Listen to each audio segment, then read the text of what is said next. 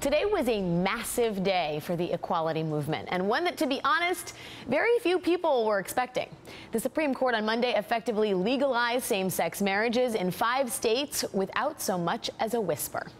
The court's surprising decision not to hear appeals from 5 states seeking to prohibit marriage equality means the lower appeals court rulings in those 5 states will stand. Thus, same-sex marriage is now legal in Indiana, Oklahoma, Virginia, Wisconsin, and Utah. Yes, Utah.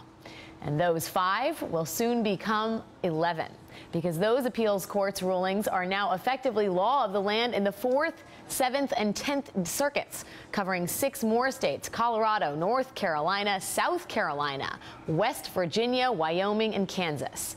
Yes, West Virginia, Utah, South Carolina, and Kansas. Just think about that. When you woke up this morning, 19 states allowed same-sex marriage.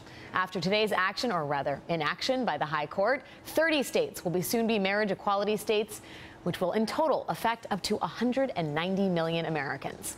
So the legal opposition to marriage equality has been crumbling for some time now, but maybe even more exciting than that, the opposition to equality also seems to maybe be crumbling in Congress.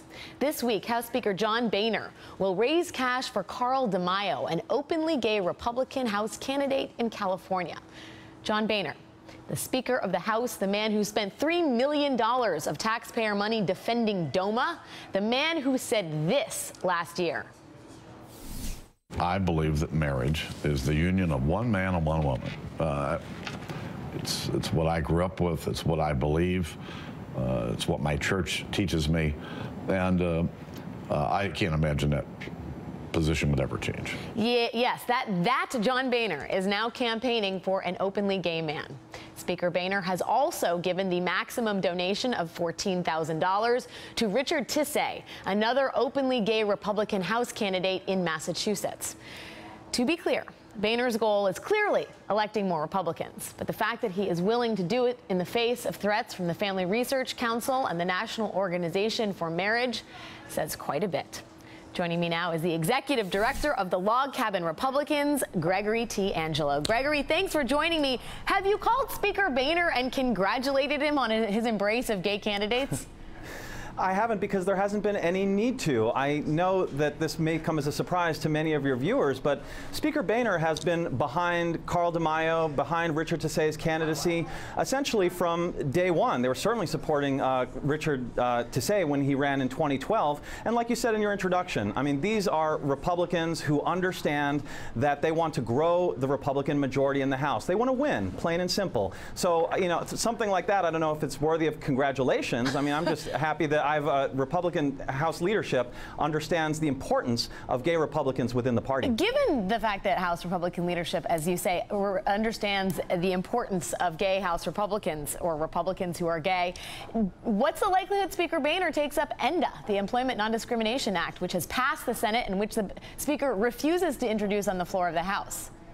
I don't know that he said he refuses to introduce it. What he said is that it's not a priority. And I know we're kind of getting into the weeds on that, but ENDA is something that we continue to lobby for at Log Cabin Republicans. We're continuing to push right through the end of this 113th Congress. There are still some mechanisms that we can use to pass that, whether it's attaching it to NDAA reauthorization or other means. There's potential there. But if we do not pass ENDA, the Employment Non-Discrimination Act, in this Congress, just think of this, Alex, the importance and how momentous it would be to have a gay Republican introducing that bill in the next Congress, to have a gay Republican advocating for that bill to other Republicans in the House in the next Congress. That's not to be underestimated. No, and certainly it is not. Let's talk, Gregory, about the sort of dramatic changing of the guard at the sort of top, you know, we talk about 2016 and leading candidates here. Governor Scott Walker today addressing his state's efforts, to support a gay marriage ban in Wisconsin. He says, for us, it is over in Wisconsin. The federal courts have ruled that this decision by the Court of the Appeals decision is a law of the land, and we will be upholding it.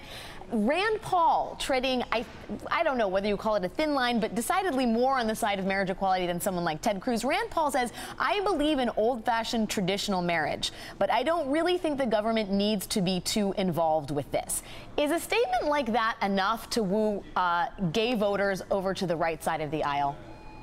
I think it's certainly statements that would give gay voters an opportunity to give a second look at candidates that they might not have otherwise considered if they were in stark opposition to marriage equality. And perhaps more importantly, it's a way for independent and unaffiliated voters around the country, many, or if not most, if not all of whom have gay friends, family members in their lives, who could not in good conscience vote for a Republican candidate, even if they agreed with them on the preponderance of the issues, because of an unmovable objection to marriage equality. So what you're seeing right now among the Republican Party is a détente for the most part. I think it very well could be. I mean, I look at Senator Rand Paul, and after last year's Supreme Court decision overturning Section 3 of the Defense of Marriage Act, he said, at tremendous political risk, by the way, that that was a good thing. It was government getting one step closer to being entirely out of the marriage business. And so there is among Republicans an understanding that you can have differing opinions on marriage equality. We can celebrate those opinions in the party, and not fighting it and not being so vehemently and stridently in opposition to marriage equality is something that can grow the party, something that can attract other voters. Let me just ask you, Gregory, before we go, what happens to Ted Cruz then, who has made no secret of his opposition to marriage equality and who's positioned at this moment to continue to campaign on it? What do you say to him?